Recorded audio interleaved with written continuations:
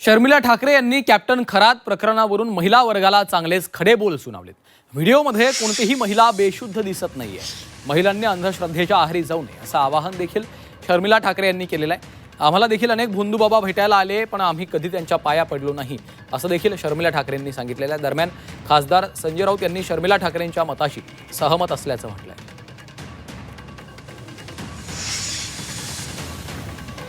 अरे लोकांना विनंती आहे, भोंदू बाबा फसवतात म्हणजे तुम्ही पण व्हिडिओ बघितले असतील। कोणती बाई बेशुद्ध दिसते हो तुम्हाला?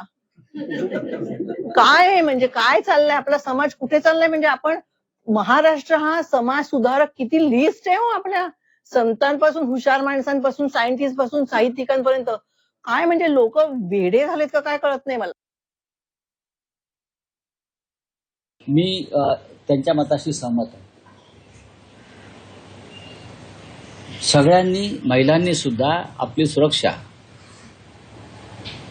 जाणीव, समोरचा माणूस काय कोणत्या वृत्तीनं काम करतोय हे महाराष्ट्रातल्या महिलांना तरी कळायला पाहिजे। सुशिक्षित महिला आहेत, त्याच्यामुळे एक महिला म्हणून शर्मिला ठाकरे यांनी जी भूमिका घेतलेली आहे त्याचा विचार महाराष्ट्रातल्या समस्त महिलांनी करायला हरकत नाही। त्या काय चुकीचं म्हणा।